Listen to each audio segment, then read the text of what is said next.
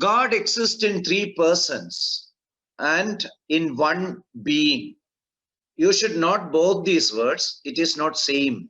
It is two categories.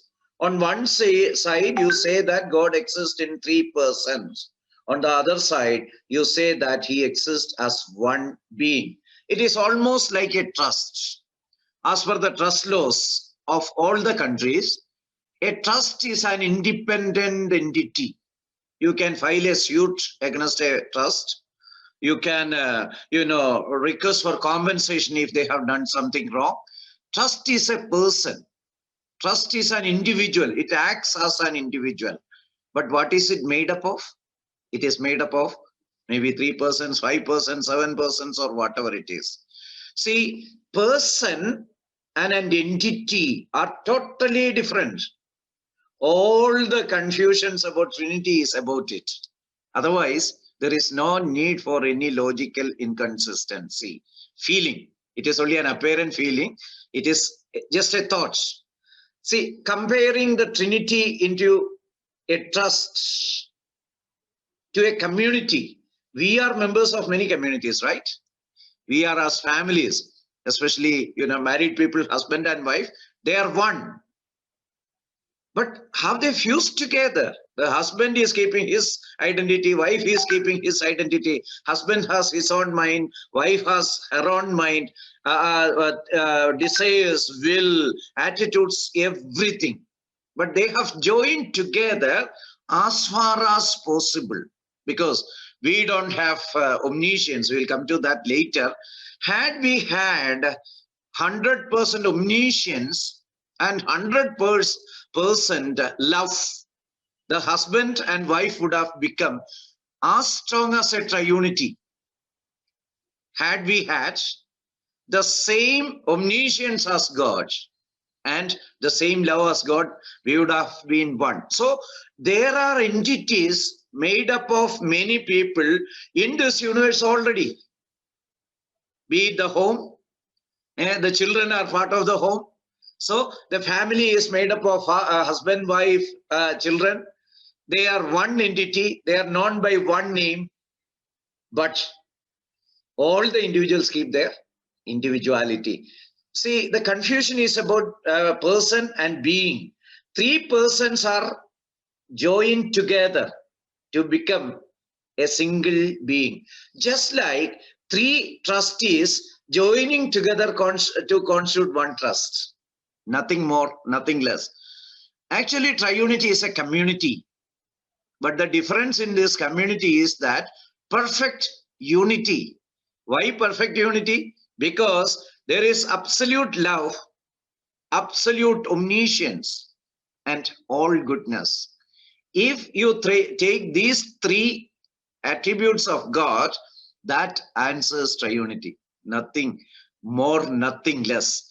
Three persons, I'll give you evidence to show that all these three persons are all good, all love, omniscient. If there are three such people, they have to fuse together. There is no other way.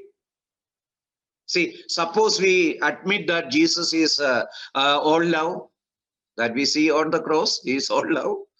If we believe that he is all good, yes, he was doing only good things while he was on this earth, healing the blind, healing the, exorcising and feeding the, so he was doing a lot of good. Then is he omniscient? Yes, he proved that also. He knew what they were thinking. There is a verse in Second Chronicle saying that only God knows the thoughts of other men. Only God knows. But Jesus was immediately knowing what they were thinking. So Jesus was all-knowing, all-good, all-loving. And Bible tells also about Jesus and also Holy Spirit. Father, there is no dispute, so I need not explain about Father. All these three persons were all good, all loving, all knowing. Then there is no other way. They will automatically become one. Their mind, heart, feeling, will, everything will work as if they are one. It cannot be otherwise. I'll explain it later. Yesterday we were trying to subject this concept of triunity, doctrine of triunity, to a truth test. Something to be accepted, especially in the modern world. You have to test it. That's what you do when you send a paper to a magazine, to a journal. What do? They send it to the peers. They all test it. How do they test it? Using truth tests only. They are essentially taking the second test, that is the empirical adequacy test, whether it is empirically adequate. Empirical means one experiment, second observation. If it is not, they will definitely say that the scientific theory is not coherent. They will reject it. So every truth has to be tested. Triunity or any other thing in the Bible is no exemption. You have to test it. That's what the Bereans did, isn't it? They were very good people. Even when Paul was preaching, they were subjecting it to truth test. So truth test is a thing which we have to do. So we were trying the truth test for triunity yesterday. 3 tests are there. You may remember the 3 pots, one above the other. And that is a crude village water purification system. We modified it to suit our purpose. We want to know whether pure triunity will come out through the taps of this system if the doctrine of triunity is fed at the top. And we found that true. It is proving that triunity is true. Otherwise, it would have been absurd. It wouldn't have passed through. What is fed is true triunity through the truth test, 3 truth tests. We'll be able to test it to know its acceptability, believability.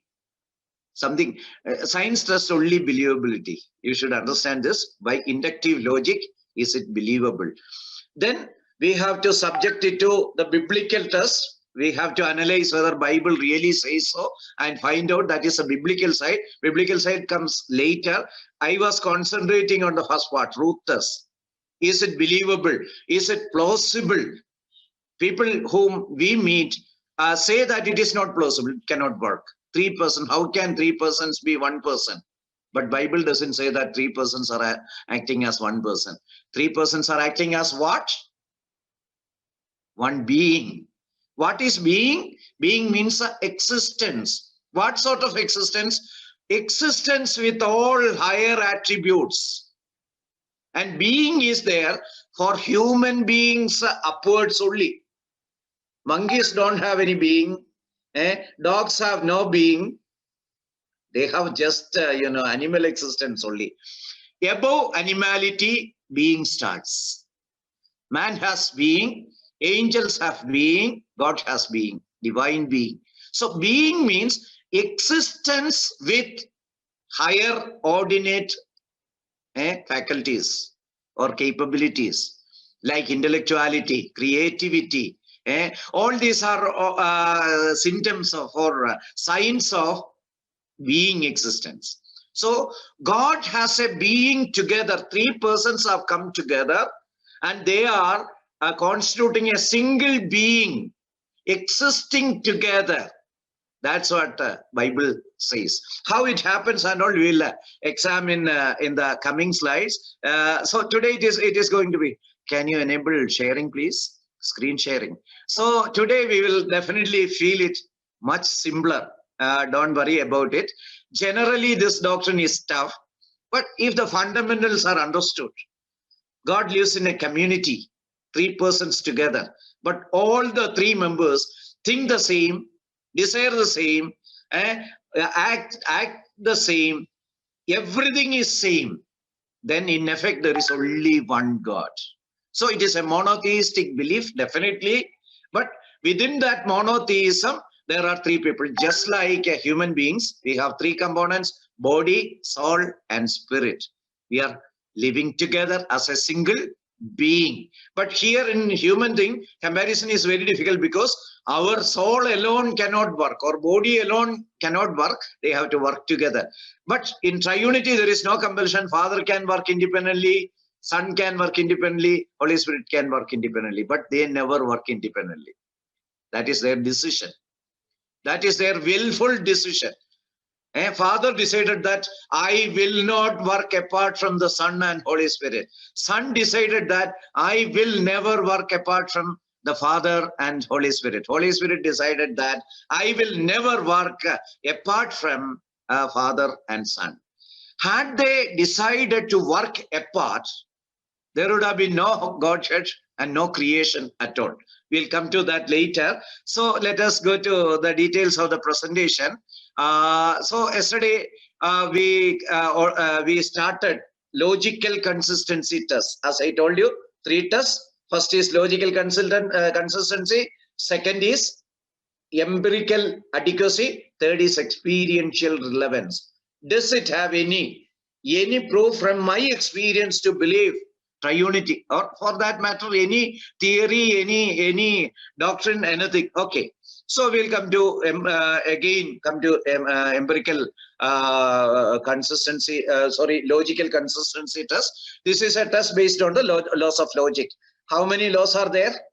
You remember in the morning we discussed 3 laws. One is law of identity, second is law of non-contradiction, third is law of excluded middle. So we were trying to analyze the triunity based on the first law of logic. These are the only laws of logic. These were formulated by Aristotle at that time.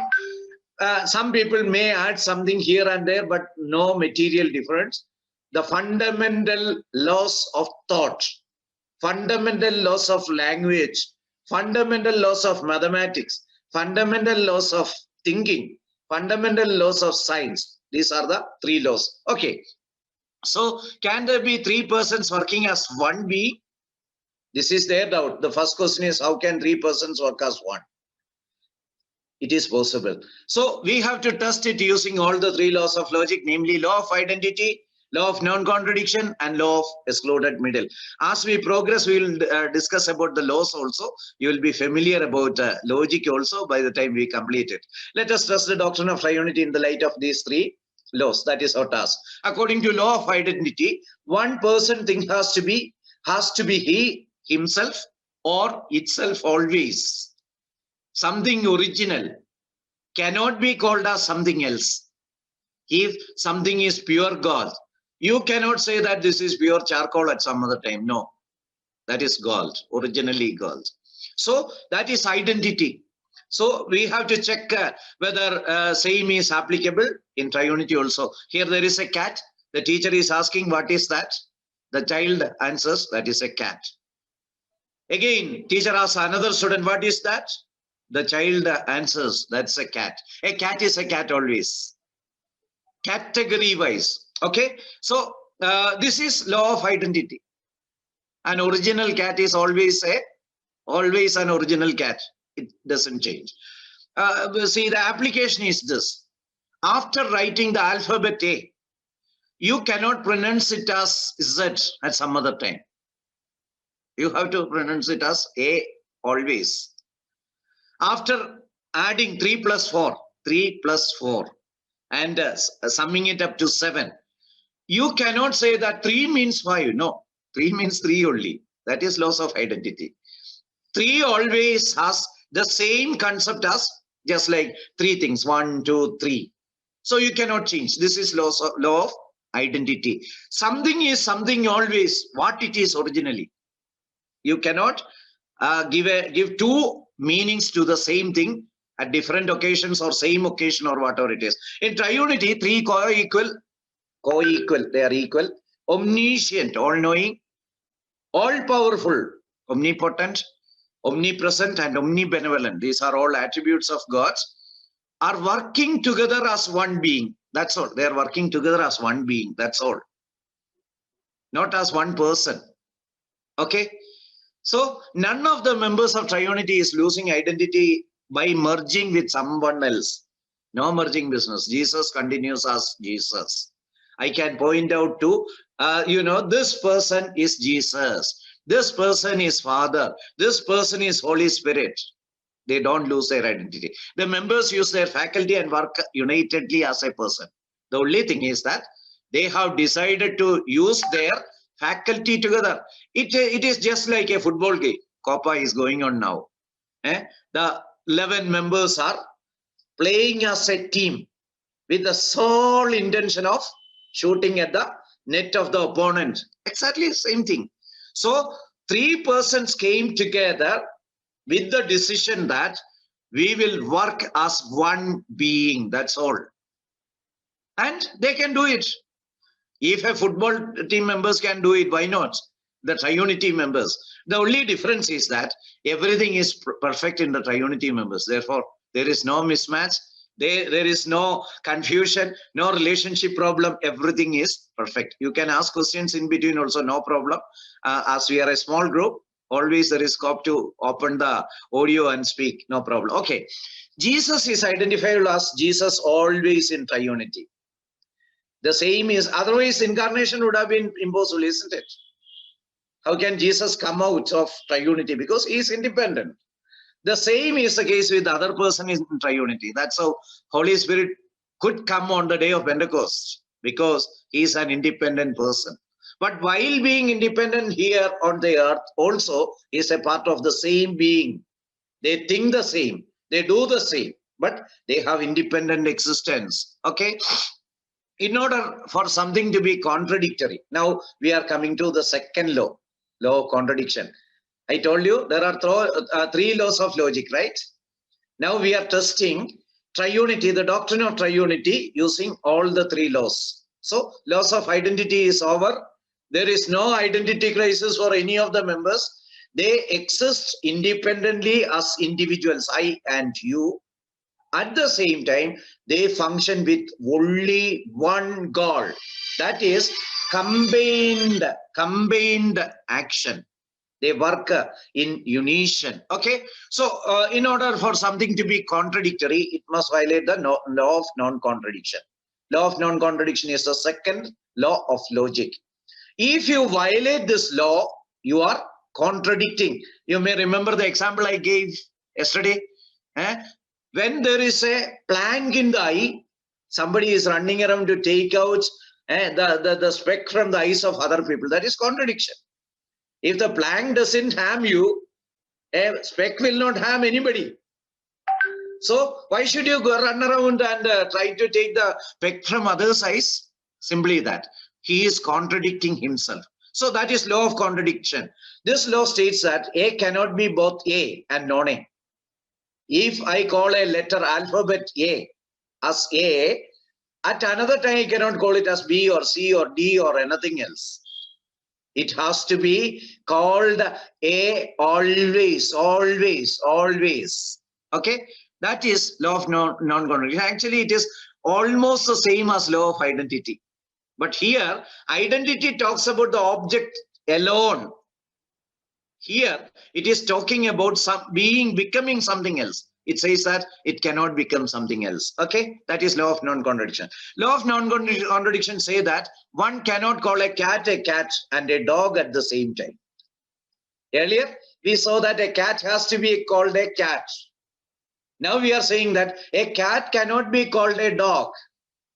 It has to be a cat always. The teacher is saying that's a cat. What can the child say? The child has to say that, yes. Teacher says that that's a dog. What is the answer of the child? No.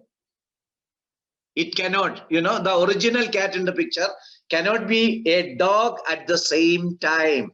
So the child will have to answer no to the assertion of the teacher. No, it is not a dog.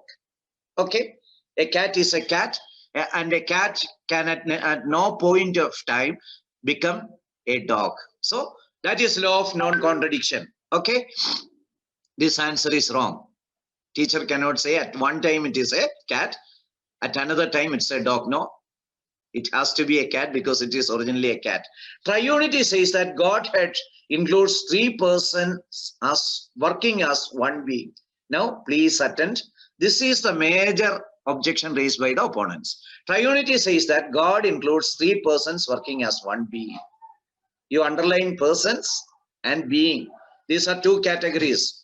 Triunity says that 3 persons are working as one being. Had it been saying that God is 3% and at the same time one person, it would have been a contradiction. Triunity means, three persons, but one person. No, it is one being, a separate category.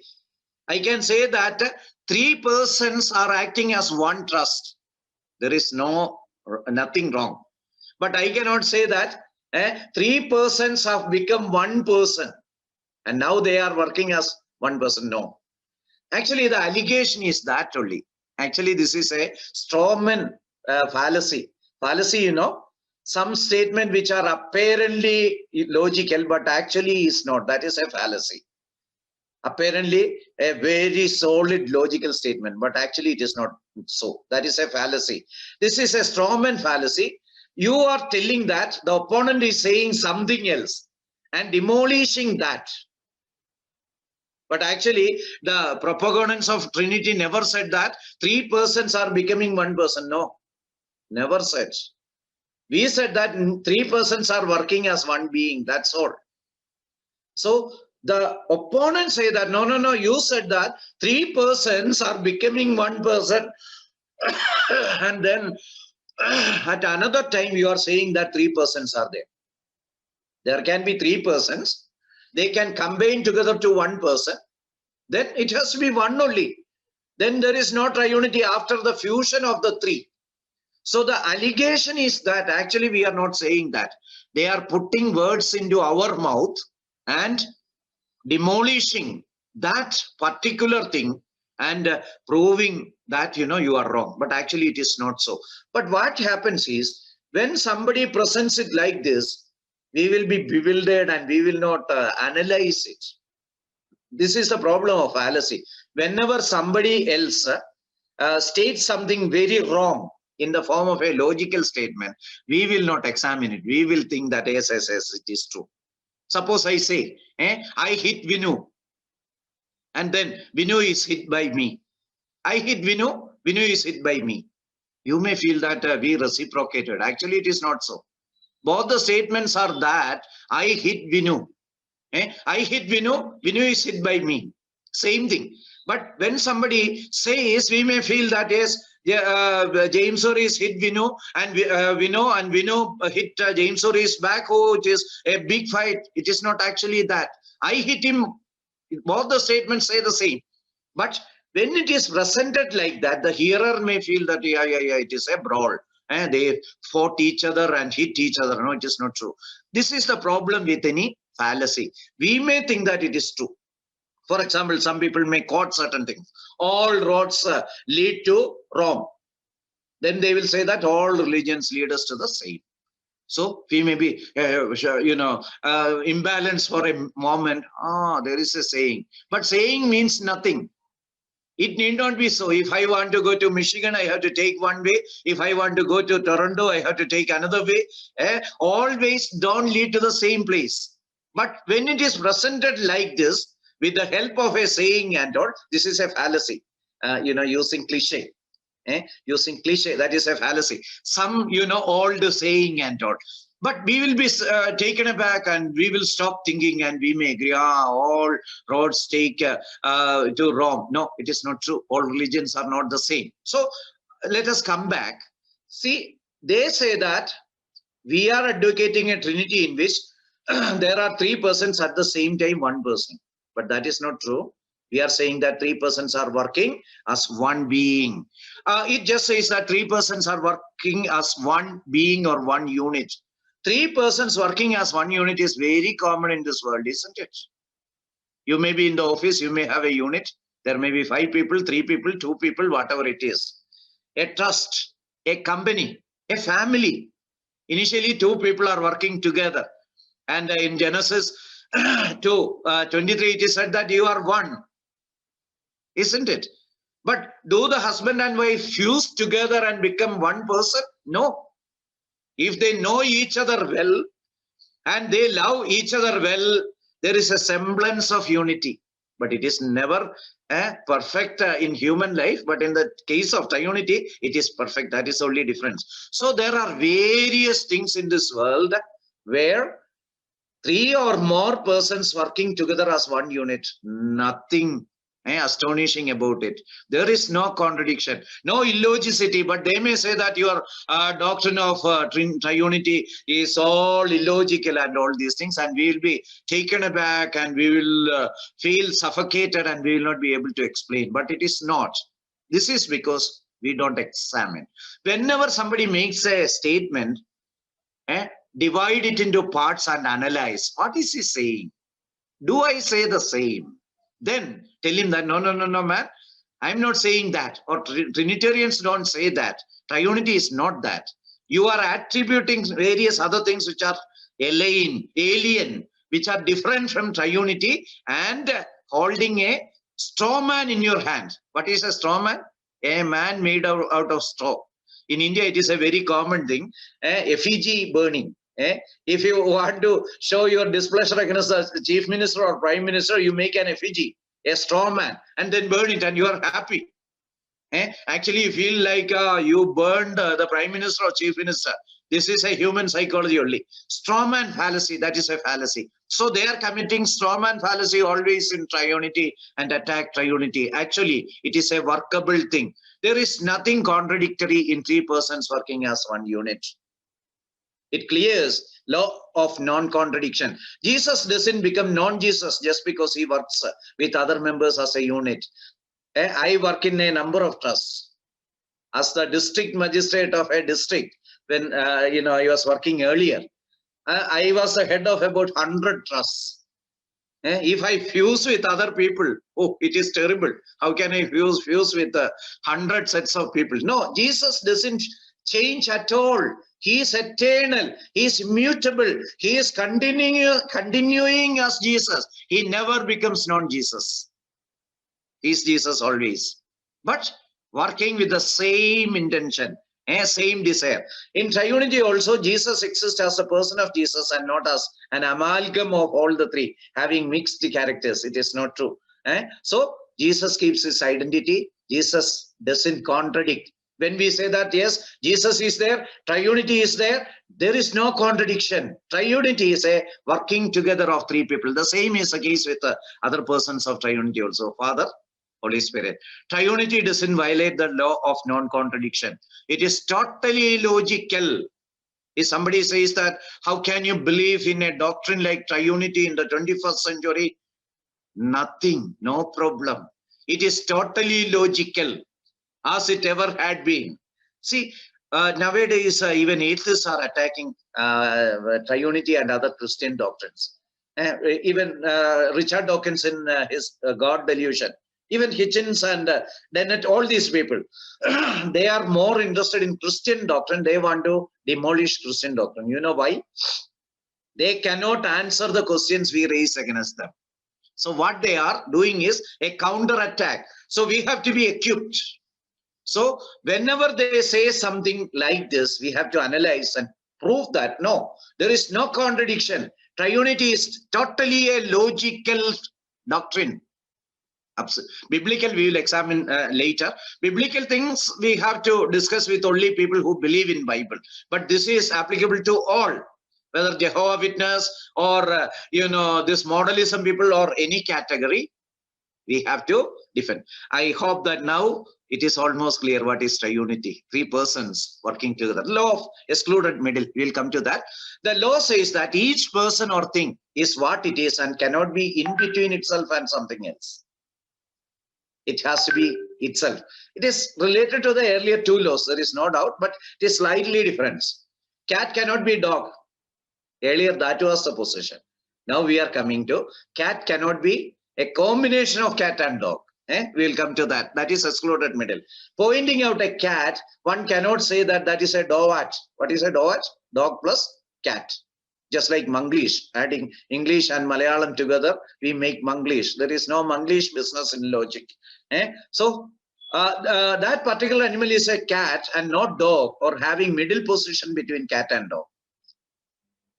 That cannot be a dowat. So pointing a cat again, the teacher is telling that that's a dowat. What is dowat? Dog plus cat. Is it true? No, it cannot be true. That is a cat. As long as it is an original cat, it will continue to be an original cat. There is no in-between position. In triunity also, in regard to person, the persons of triunity don't undergo any change in triunity, and nobody alleges. The proponents of triunity never say that Jesus became a combination with Jesus, Father and Holy Spirit. No.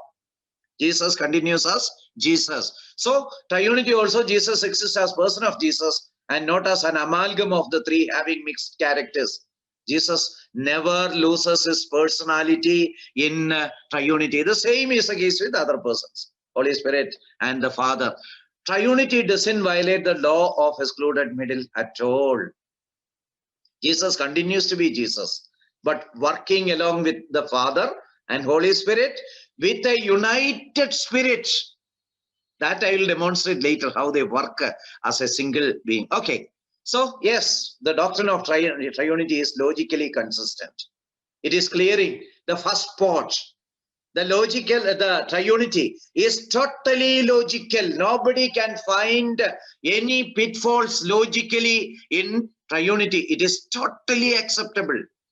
Now we will come to empirical adequacy of triunity. This is a scientific test. When I explain, it will be easier for you to understand. The scientific way to establish truth is to ascertain the veracity of a claim through experiments and observation, or observation. Every scientific theory comes from experiments and observation, or experiments or observation. For example, cosmology, it is all observation. Paleontology, it is all observation, no experimentation. So science is either experiment or observation or both. The claim is found true through the above. It has empirical adequacy and accepted as truth, if not as false. I'm talking about science. They conduct a test, empirical adequacy test. If they find that it is satisfying that test, any theory is accepted. The same example I gave yesterday. I go to a particular sea and catch fish. 10,000 times I got sardine. I will write a paper and send to various journals saying that this sea has only sardines. But next catch I may get another fish. So the theory is disproved. But till then, based on the empirical adequacy test, it is a proven theory. That is why Einstein's theories are disproved now. Why? At that time we thought that that is the finality, isn't it? Now we know that that is not. Science is always like that. But science is confirming through empirical adequacy test. So for triunity also we have to subject it to that empirical adequacy test. But in regard to triunity, it is much superior. It is much superior to science. In theological things, empirical adequacy tested in much foolproof way. Science, it can be proved any day to be wrong, though it is empirically proved that it is adequate. Okay, observation, it is all about observation and experiments. Okay, what is science? Knowledge about the laws of the universe gained through observation and experimentation. Therefore, it is empirical knowledge. Science is empirical. So naturally, triunity also we have to conduct an empirical test, empirical adequacy test, because otherwise the scientific community will not accept. This is an experiment. Potassium chloride plus manganese dioxide, when heated, oxygen is produced. How do you know whether oxygen is produced or not? When you introduce a flame into that gas which is emitting, it will flicker, right? Oh, then it is oxygen. I experimentally found out that potassium chloride plus manganese dioxide when heated can give rise to oxygen. How do I know? I showed a flame into that, it flickered. It flickered. Yeah, that is oxygen. My experiment proved that. This is experiment. Second is observation. I can observe. Somebody is observing the sky to find out what is there. These are the two methods of empirical adequacy test used by science. Okay, are you clear? Mostly you are science students and you would have understood. Empirical adequacy of triunity. Testing in science is easy as things are to be tested are physical and existing around us. In science, potassium chloride is there, manganese dioxide is there. You heat the two together in a test tube, put it on the flame, something comes out, you test it, simple. But for metaphysical things or spiritual things or superlogical things, it is difficult. For metaphysical things, that is things related to God and philosophy and all, that is metaphysical. The things are inaccessible. You cannot test God in a test tube. Put God, put Jesus, put a Father, Holy Spirit, then heat. No, that is not possible. They are metaphysical. They are in other world. They are not subject to the laws of the universe. Okay. The nature of metaphysical things has to be proved. Have to be proved to have effect in this universe through observation. Okay. If what you are metaphysically saying, if that has effect in this universe, you are proving that that exists. Okay. You are propounding a theory on the being of God, that is triunity. If you can prove that it has an impact in this earth, then you are proving its veracity. This is a super order. It is based on deduction theory. Science is working on induction theory. Induction theory is just this, 10,000 times I caught fish, always I got sardines. This sea has only sardines. But next time you may get something and my theory will be disproved. That is induction. But metaphysics is using a deductive logic from above to bottom. You depend on some very general things and coming down, working out. Okay. So metaphysical testing, how do you test? If your theory has an observable thing in this universe, you can say that your theory is empirically proved. This is observation.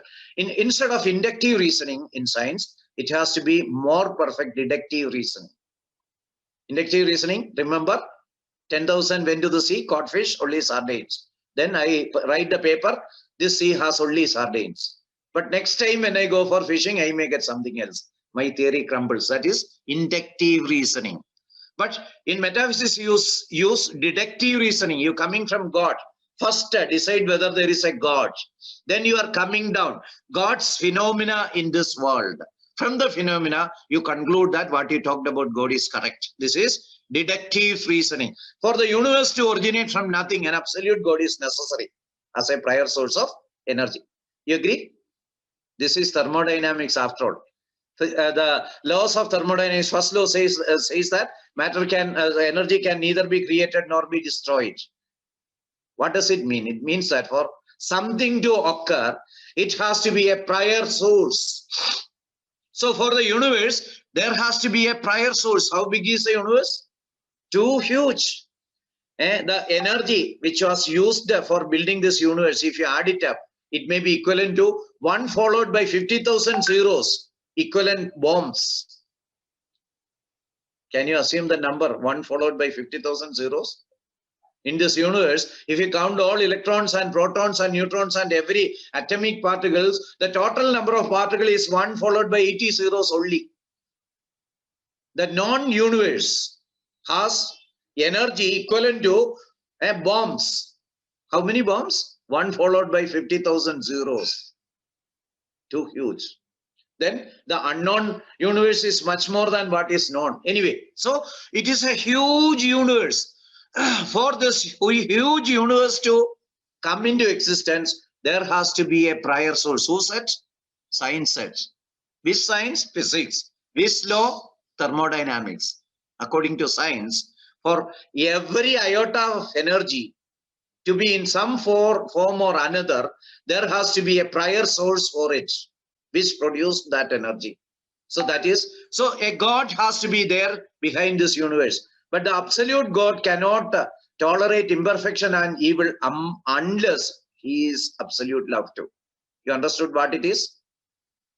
To produce so much of energy, he has to be an absolute God, all-powerful God, limitless, infinite God, isn't it? Can you do it? Producing so much of energy? You cannot produce even 1 joule of energy, right? 1 unit of energy is impossible.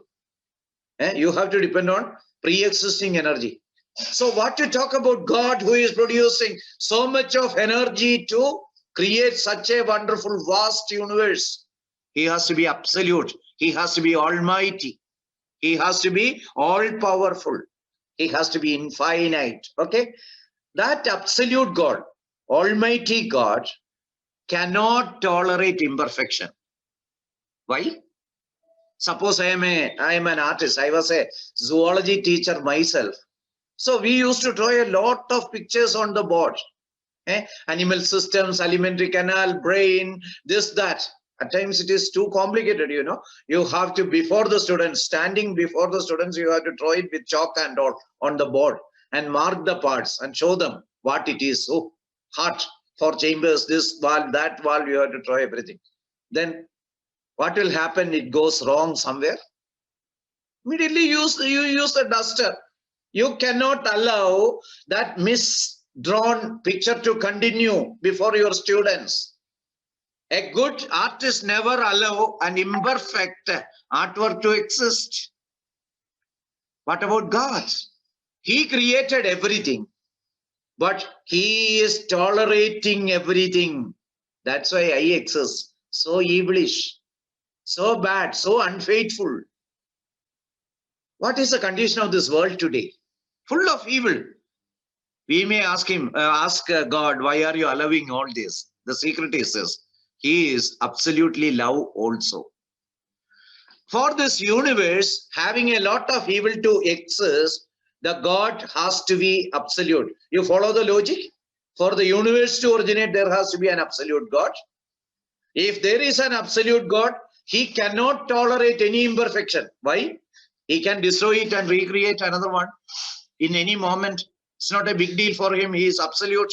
But he is allowing this imperfect world to continue. Why? He is absolutely love also. Then the scripture says that God is eternal love. Scripture in so many words. For example, Psalms 136. All the verses say that his loving kindness is great. The loving kindness is actually love. His love is eternal, unlimited. It is everlasting. So God is an eternally loved God, absolutely loving God. Love is the attribute of God. God can be eternal love only if he had been loving eternally. As God cannot attain anything new in between. You followed it? What is my thesis? There is a universe. This universe is so vast. It had to have a prior source, that is God. That God has to be all powerful and absolute. An absolute God couldn't have tolerated imperfection unless he is absolutely love. Therefore, as I exist, I know that this God is absolutely love. From the phenomenon in this world, I conclude that there is an absolutely loving God existing. Without that, I couldn't have existed. Am I good to continue in this world?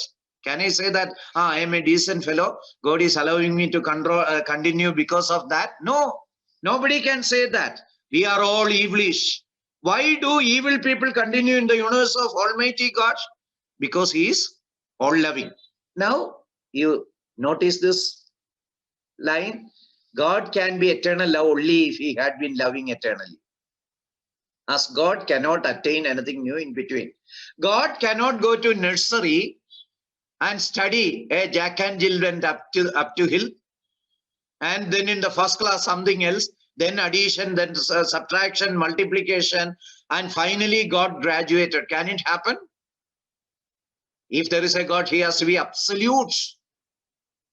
To create so much of energy and so wonderful a universe, he has to be omniscient, eternally. By definition, God is perfect eternally. He cannot become more perfect and more perfect. Then he is not God. God had to be eternally perfect.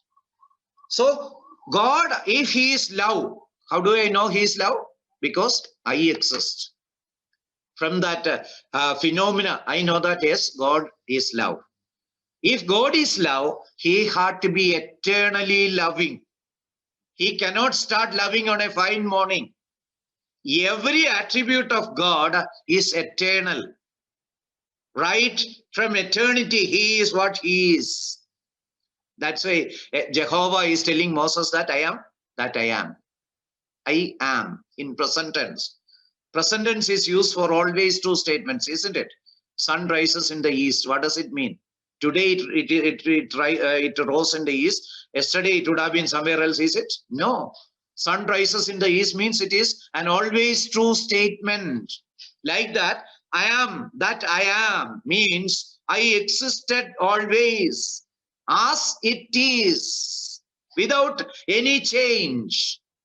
Okay, so if God is loving today, he would have been eternally loving. Now come to the next thing. For eternally loving, there has to be plurality in Godhead eternally, as love can exist only in relationship. You followed it? My starting point is universe. Universe is so complex. To create such a complex, there has to be an absolute God. An absolute God is tolerating evil. Therefore, he has to be absolutely love. If he is absolutely love, he has to be absolutely love eternally. To be eternally loving, he had to have some company. If I say that Vinay is a self-loving person, is it a good compliment or a bad compliment? Self-loving is selfishness. One cannot love oneself. That is selfishness. So for love to exist in God, there had to be plurality in God. Always, always, always. Therefore, no other way than to have plurality in God. What I am saying is that triunity is a necessity. See, wherever somebody compromises with triunity, they face problem. For example, the unitary God concept is propagated by some other religion, isn't it? In the Arabian countries, they say that only one God, Jesus is only a prophet, right? See them. In their book, nowhere it is said that God is love. They cannot say. You know why? If they say God is love, then the question will come, who did he love? There is not a single verse in that scripture saying that God is love. God is mercy is their slogan. Gracious is their slogan, everything. But there is no statement that God is love. But the Bible says that God is love. The God of Bible is love. That is why the universe exists. Had he been not love, the universe wouldn't have been existing. And you should know that mother of all virtues is love. If you have no love, you cannot have mercy. If you have no love, you cannot have grace. So this love is a very essential character of God. That's why in that religion, you see chopping of hand, chopping of head, extremism, all this. You know why? Their scripture is not depicting a loving God. Thank God you are a triunity and you are teaching through Bible a loving God. And if we are sincere, we have scope to be loving. Okay, so for God to be eternally loving, he has to live in a plurality, because love exists only in plurality. If God exists as a unitary being, there was no scope for love. And then we would have to say that God started loving with creation. When he created the angels, yes, he started loving. Or when he created man, he started loving. Then you know the meaning of what it is. You are saying that creation was necessary for God to enjoy love. Till then, he had no love. So with creation, God gained something. Somebody who is gaining cannot be a God, right? God has to be self-sustaining, full in everything. So creation was not a must for our God. He did it as his pleasure. He just created. It was not a necessary. If he didn't create me also, he would have enjoyed love in triunity. He wouldn't have faced no loss at all. Creation is his charity only, not an essential commitment on God. But if God is depicted to be a singular being, yes, creation was essential for him to enjoy love. Without creation, he wouldn't have been in a position. This is to demonstrate that love exists only in relationship. See, here there is an electric current, electric circuit. See, when the two poles are connected, electrons are flowing from negative to positive and current in the opposite direction. Let us say current. Current flows only when two poles are connected. Only when two poles are there, there is electricity. Otherwise, no electricity. I'll show it. See, here no electricity. You know why? The circuit is broken. When there is no relationship, there is no electricity. Love is exactly like that. When there are no two people or three people or five people or whatever it is, you cannot think about love. When two people are connected, love flows from A to B and B to A.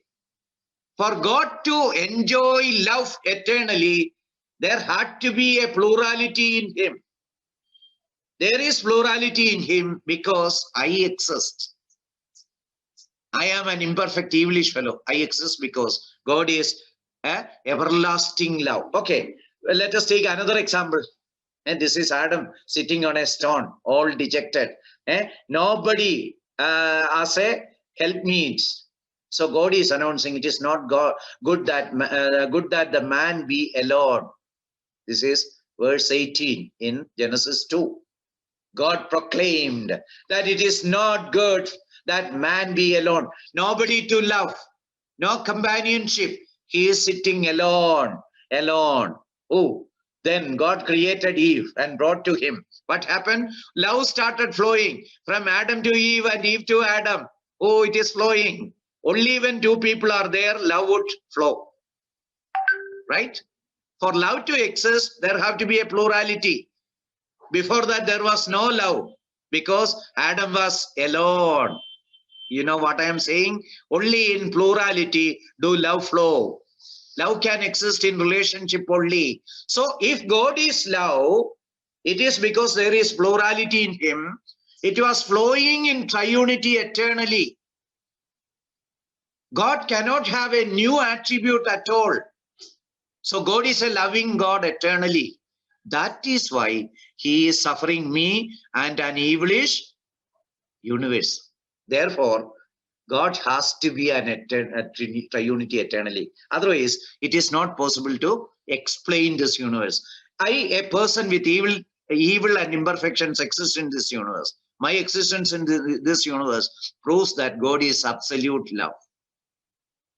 Or the universe itself, imperfect universe, if it exists, it proves that there is a plurality in God. Since God is absolute love, there should be eternal plurality in Godhead. This is what I was saying. There should have been eternal plurality. That is triunity. Triunity is the plurality in God. Okay, that plurality bestows God with the character of eternal love. I am eternal love. God proclaims in many times, many places. The Son is eternal love. The Father is eternal love. The Holy Spirit is eternal love. I will come to the verses later. All are eternal love. How? They exist in an eternal triunity. Is it clear? The character of love enables the existence of imperfect things in the universe. Hence, triunity is plausible and essential. It is much superior than any other scientific theory. It is based on deductive logic. From above, I started with God and reached the universe. And from the universal phenomena, I am trying to prove that God has to be a plurality. Any doubt? Is it clear? The fact that we exist is the best empirical proof for triunity. It is not beset, it is best. Okay. The fact that we exist is the best empirical proof for triunity. I exist, therefore there is God. I exist, therefore there is triune God. There is a triune loving God. So what should we do? Quite often we think that triunity is a difficult doctrine and we are ashamed to present it before the people because we are not able to defend. Should we feel like that? No. All virtues of God, including love, flows from him because of his triunity. Jesus died on the cross because of triunity alone. Had God been not a triunity, Jesus wouldn't have died on the cross of Calvary for us. He died because he is eternal love. See the beauty of triunity. What should you do then? You should give thanks to God. God, thank you very much for being a triunity. Therefore, you send your son. Therefore, he died for me and saved and converted me, the sinner, into a co-heir with your son, Jesus Christ. Okay. Now we come to the third test, that is experiential relevance. There is atomic fusion always in the sun producing helium, right? In the sun, there is atomic fusion. Helium is produced from hydrogen. Can I experience it in the earth? Can I experience? Yes. We feel the light and heat produced as a result of the process. There is fusion in sun. I experience in this earth. I live because of that. Had the sun been not having atomic fusion in it, there would have been no plant surviving, and I would have no food to eat, and I would have died long back. In fact, I wouldn't have been born also, because my parents wouldn't have survived. Okay, so I exist because there is fusion in sun. Therefore, the phenomenon in the sun is felt in experience in this universe. Therefore, I know that the theory that there is fusion in the sun is true. Likewise, what is experience? What is experiential aspect of triunity? Let us examine that. God's prime creation is man, right? The best creation with all intellectual capacity, everything. God loved man because he is eternally loved. Man became a sinner. But immediately after creation, we do not know how many years Adam took. He became a sinner. Punishment for conscious sin against God is eternal hell. Disobeying God always invites eternal punishment. Some people say that it is too bad. Even Dawkins in his book, and all these atheists, Dennett, Hitchens, all of them are saying that it is too bad for plucking a fruit. God is putting everybody in eternal hell. Oh, it is bad. How can it be so? Your theology is bad. Therefore, there is no God. That's what they argue. What decides the seriousness of an offense? It is two things. One is the conscious level in which it is done. If you commit something consciously, it is serious. For example, while traveling in a bus in India, our buses are all crowded, right? So you accidentally stamp on the foot of another person accidentally. Oh, he's angry. He's wriggling with pain. He's looking at you with a lot of anger. You say, I am sorry. Then he forgives. Why? Because he now knows that it is not conscious. It was done mistakenly, by mistake. Therefore, it is forgiven. How conscious your act, that decides the gravity of a sin or an offense. Second, to whom you are doing. To whom you are doing. I will give you an illustration. In the church and all, we may see children throwing chapels against other children, right? The children are always like that. We also would have been doing the same when we are children, right? Now we tell them that they are naughty, this, that, but we were also naughty. Children throw chapels at others. Do you take it very seriously? My child throw a chapel against another child. Let me put him in jail for 3 years. Do you do that? No.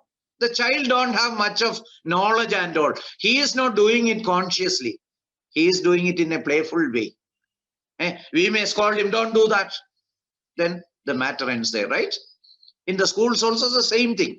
Children may be hitting each other, various things. But the teachers never take it to the police or court or whatever it is.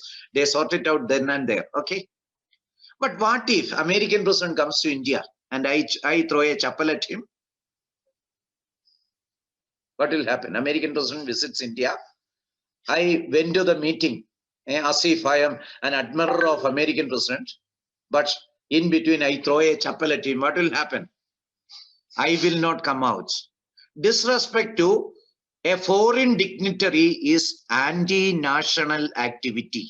And I will be in jail. Maybe I will be executed. They will register a case, an attempted murder against a president of another country, and I can be executed even. See, I did the same as a child. Why are you taking it so seriously? Why? Against whom I am doing? It is against a state head. It is very serious. So the disobedience of man in the Garden of Eden was against the absolute eternal God. And that was done consciously, right? Before doing that, Eve gave a lecture. Yes, I know the commandment of God. He asked even not to touch the tree of discernment. That's what she says. She was aware about the seriousness, but she disobeyed. Conscious disobedience against the eternal, almighty, absolute, all-powerful, omniscient God. Therefore, it deserves eternal punishment. That's why eternal hell is there. Okay, punishment for conscious sin against God is eternal hell. A sinner couldn't remedy his sin problem himself, nor some other man can remedy it. I cannot remedy for the eternal hell. What I can do is go to the hell and suffer eternally. There is no other solution. I cannot do anything. Can another man do something? No, he cannot do, because he is also already convicted for the same punishment. Spend your entire life in hell. Already he is convicted. It is like, suppose I have 1 million debt. Vino want to help me, but he has already 2 million debt. Is it possible? No. To pay my 1 million debt, at least he has to have 1 million balance in his bank account. Otherwise, it is possible. So another man cannot help me in my sin problem. My only option is to continue in jail. But God is eternally love, isn't it? God had to have some remedy, lest he would become non-God. Why? Almighty God has to have some remedy. There is a dilemma. What is that dilemma? I am a sinner. I am entitled for eternal hell. I cannot help myself. The second part of dilemma is that nobody else can help me. If God is almighty, he has to have one solution. If he doesn't have a solution, he becomes non-God. Okay? So, remedy for sin, the problem of man, had to be there. Otherwise, he would have become non-God. But the remedy should satisfy his basic character of love and justice. He has to have a way, but that way should justify both love and justice of God. When love is done, justice should not be violated. When justice is done, love should not be violated. What is the justice? Sending me to hell is the justice. What is love? Saving me from hell is love. When love is done, justice should not be compromised. When justice is meted out, love should not be compromised. This is a difficult situation in which God is. That only way to suffer the eternal punishment, God himself and relieve man. This is that remedy. God had a remedy. What is that? He suffered the eternal punishment himself and relieve man. Therefore, the triunity borne my punishment and relieved me, proving that God is love, right? For that, God had to incarnate as man to take man's position. Jesus incarnated in my position and died on my place, in my place, and saved me. And this proves what? That is what Jesus did, came as man to die on behalf of man and satisfy both love and justice of God. This is the way of God. Okay? The punishment suffered by Jesus was eternal as he is omniscient. 1 second punishment for Jesus was sufficient. Why? He is omniscient. The Bible calls him eternally slain lamb, isn't it? Where is it? In Revelation chapter 13. He is the eternally slain lamb. He is the eternally slain lamb. When was he slain? In eternity. How? Because he is omniscient, he knew in real sense the pain of crucifixion in eternity itself. Quite often we don't fathom the pain suffered by Jesus. It is much more than what we think. In eternity itself, he was fully conscious in real terms.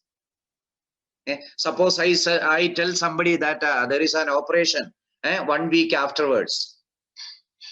The person knows that operation is a painful thing, but he cannot feel that pain at this point of time, right? Even if you had an operation earlier, you have forgotten the pain. Now, if I tell you that you have an operation next week, you will not feel the pain, but you will assume about the pain only. You will think about the pain only, but you do not know that you do not sense the real pain. But an omniscient will definitely sense the pain as it is in eternity. Jesus tasted the pain of death in eternity, suffered for you and me. You understand? This was possible only because Jesus is omniscient. So Jesus came as a man and suffered on the cross and died for us, thereby paying for our punishment, eternal punishment, totally. Not only me, suppose there are 100 trillion people on the surface of the earth, even all their punishment is nowhere near Jesus's punishment. You know why? Jesus suffered it eternally. Because he is omniscient.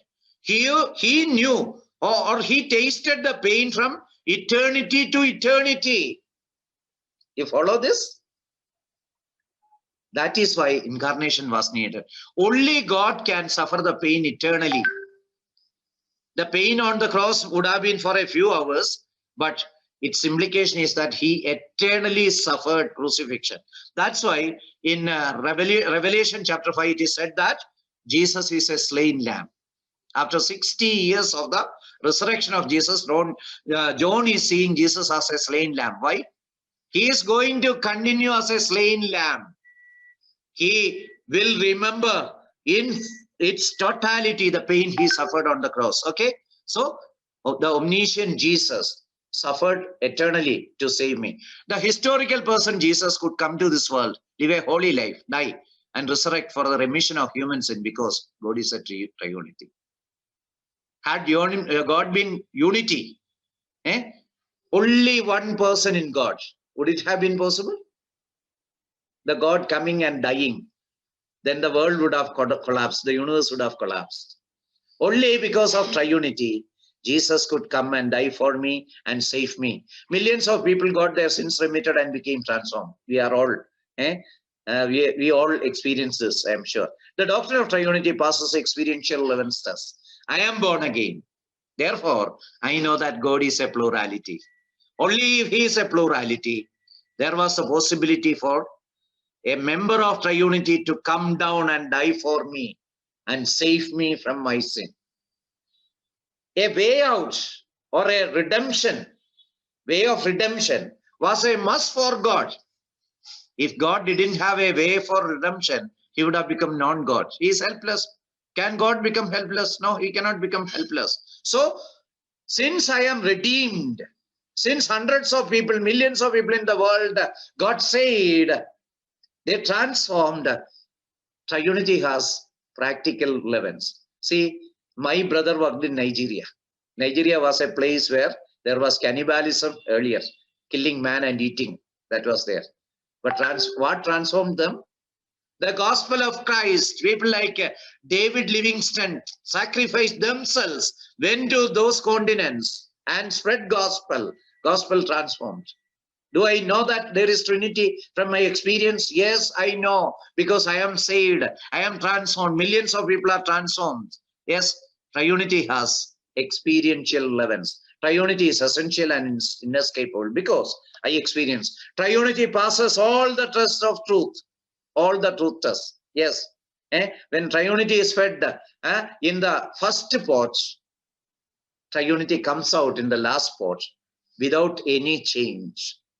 All the tests are proving that triunity is a reality, is a truth.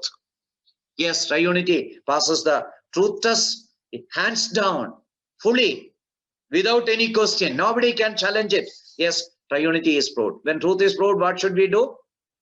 This is the story of the adulterer brought to Jesus. I mentioned it yesterday. They wanted him to command them to stone her. She is an adulterer. Who should stone first? The witnesses. Jesus knew that the witnesses all were involved in temple prostitution.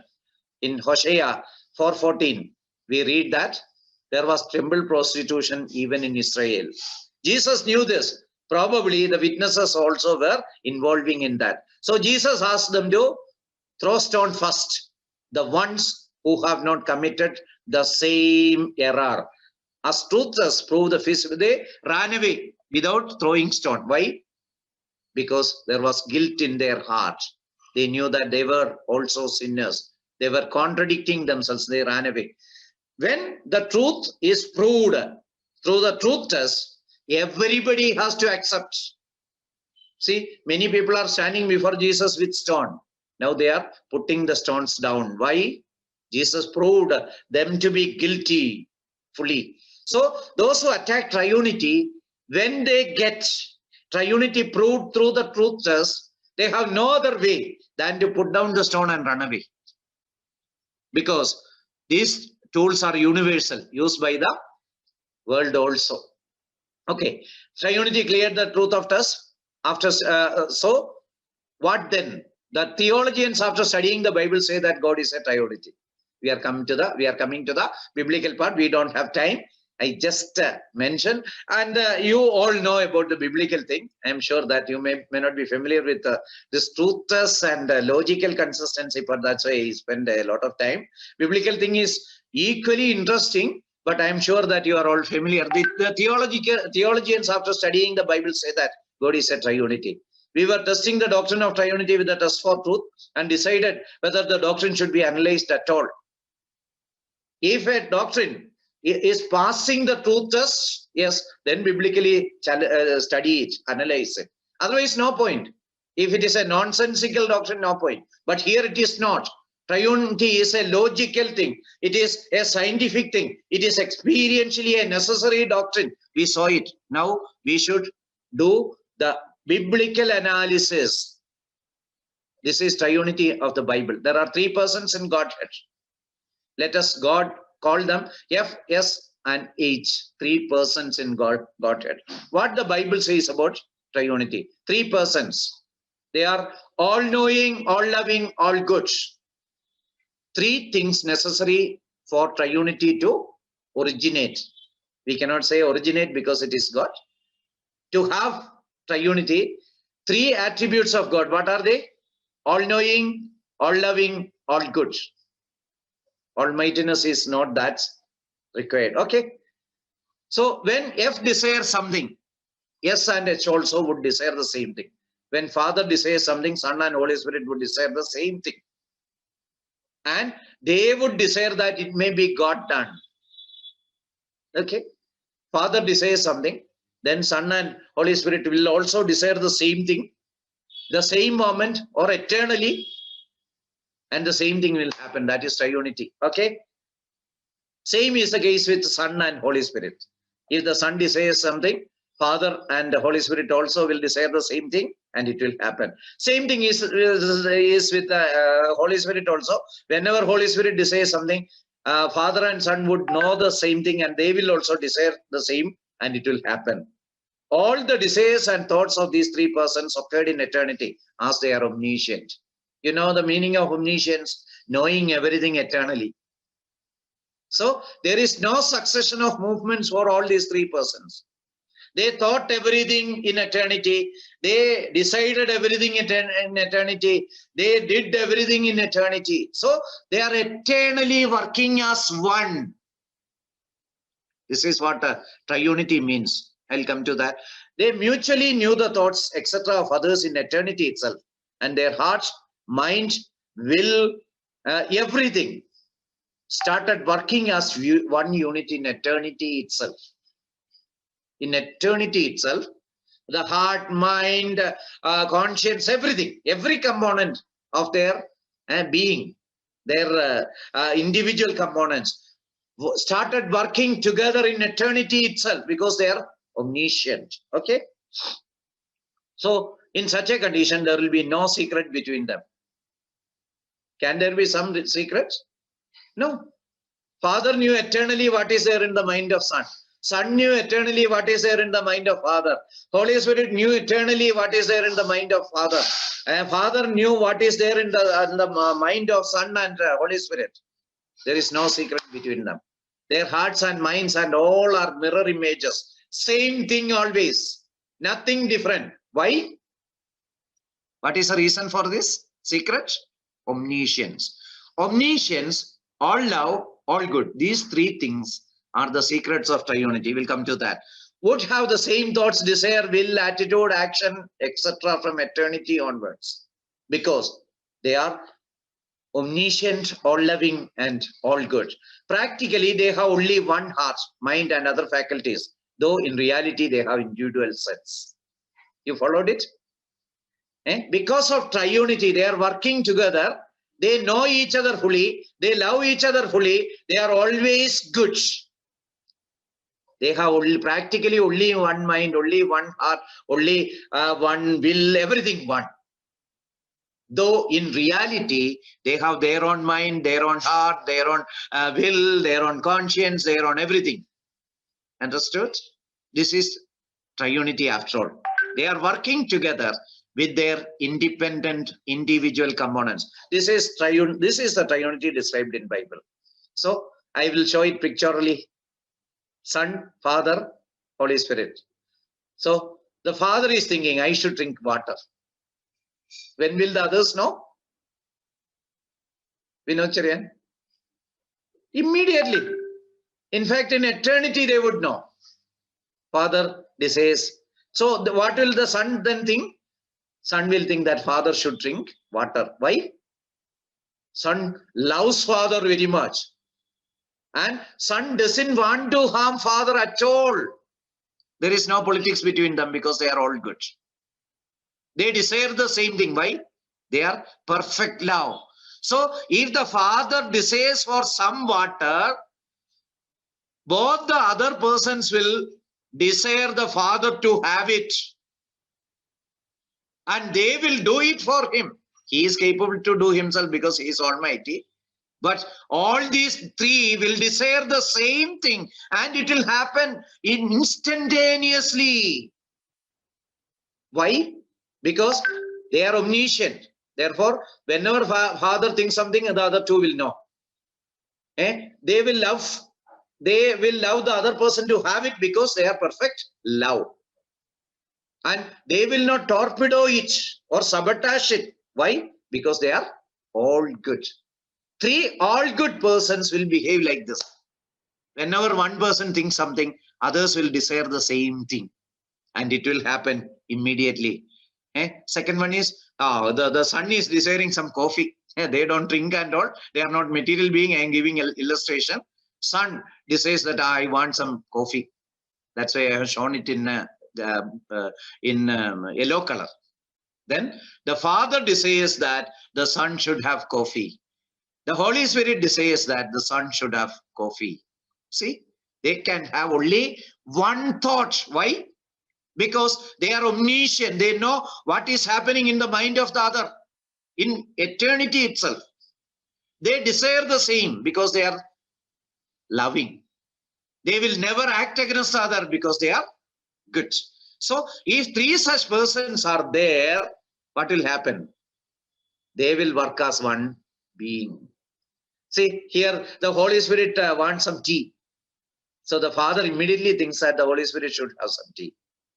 Then the Son also thinks simultaneously the Holy Spirit should drink tea. And it will happen immediately. Why? They are almighties. You followed? So three things which are binding or which are causing the triunity are omniscience, all goodness, all lovingness. If three persons are like that anywhere, they will immediately become what? Suppose three human beings. I am sitting here. Vino brother is sitting there. Joish is sitting there in three places far away. Had we been omniscient, had we been all love, had we been all good, we would have thought the same thing. Whether you are in America or in India or in Kenya or in Australia, if you are omniscient, all loving and all good, You would have fused together and working together. It cannot be otherwise. The Bible says that both the Father and Son and the Holy Spirit are all good, all loving, and omniscient. There are enough Bible verses I am listing out, but I don't have time to go to that. So what happens? This is the thing happens. Three persons, they fuse to one being, working together. Three non-material persons, Father, Son, and Holy Spirit, fuse together, unite together to form one Godhead. That Godhead is a loving Godhead. They are equal. They are almighties in everything. Therefore, all of them are powerful, all-knowing, all-loving, all-good. Okay? And they create one all-powerful, all-good, all-loving triunity. In mathematics, infinity plus infinity plus infinity sum up equals infinity, right? So, three infinite persons, Father, Son, and Holy Spirit, creates one infinite triunity. The power of triunity is equivalent to the power of Father. The power of triunity is equivalent to the power of Son. The power of triunity is equivalent to the power of Holy Spirit. They together, they individually are God. They together are gods. There is one God, but all the three persons are divine. Okay? So, or omniscient, if there are three omniscient, all-loving, all-good persons, they will practically merge together and work as a single being. So, these are the verses. See, about the Father, Son, and Holy Spirit. So, their attributes are listed from the Bible. Bible says that Father is God, Son is God, Holy Spirit is God. Bible says that Father is eternal, Son is eternal, Holy Spirit is eternal. Bible says that Father is all-knowing, Son is all-knowing, Holy Spirit is all-knowing. Bible says that Father is almighty, all the three are almighties, all the three are all love, all the three are all good. Therefore, when the Bible says so, the three personalities can work as one only. Triunity is a necessary doctrine of Bible, because Bible says that all these three persons are all-knowing, all-loving, all good, and therefore they can but work as a triunity. Two bar magnets, will attract together. What is a gum used there? What is a gum used to bind them? Magnetism. Then what is the gum that is binding the triunity together? What is a gum? Any idea? Gum used? Love. Wonderful. This is a Fevicol or Feviquick or Araldate fusing triunity together. John 14 says that the Son loves the Father. 17:26 says that Father loves the Son. Colossians 3:14 says that the binding force of anything is love. The word bond is even used in the original and in some English versions. The bonding material anywhere in the universe or outside the universe is love. The secret of triunity is love. But with love alone, triunity will not form. Omniscience and omnibenevolence are required. Omniscience is they should know each other fully. Omnibenevolence is all loving and all good character. If these three things, all loving, all good, omniscience, if it is there for three persons anywhere in the universe or outside the universe, even if it is outside the world, yes, they will fuse together to become one. Okay? All the attributes of God will make such a triunity a divine being. You know what I am saying? I talked about three attributes only. What are they? Omniscience, all lovingness, all goodness. For triunity, it is essential. Okay? But God is not that alone. I'll give you an illustration. Some sisters are also there. To make cake, how do you make cake? You take the flour, mix it with egg, some sodium carbonate, bicarbonate or something like that to ferment it. Then you put it in the oven, you get the cake, right? But will it be a perfect cake? In appearance, it's a cake. To become a good cake, you have to add various other things, right?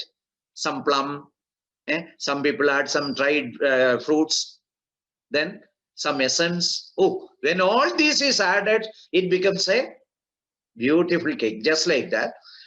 Whosoever has omniscience, all lovingness, all goodness, those three persons will become a triunity. But nobody is there in the world other than God. Okay? But it is theoretically possible. But in the case of God, in addition to that, all other attributes of God are added to this triunity. Like all powerful, all presence, eternity, all these ingredients are added. So God becomes a perfect triune being, a Godhead, because of all this. So I'll stop it here. So I couldn't get into the biblical parts, but I'm sure that you would have understood what is triunity.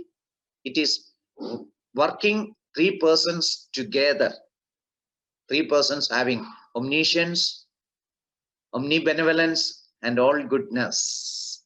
Okay, I'll come to a practical application as well. The same is expected in family life also.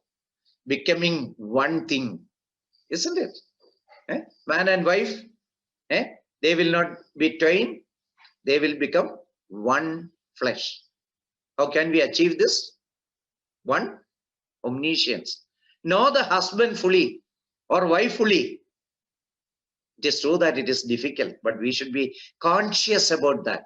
From their behavior, their words, their desires, etc., etc., we should try to understand the husband fully and wife fully. Then we should love absolutely each other. Absolute love is not possible for us as far as possible. And we should be mutually good to each other. Then in family life, we will become one. We can never achieve the standard of triunity, but we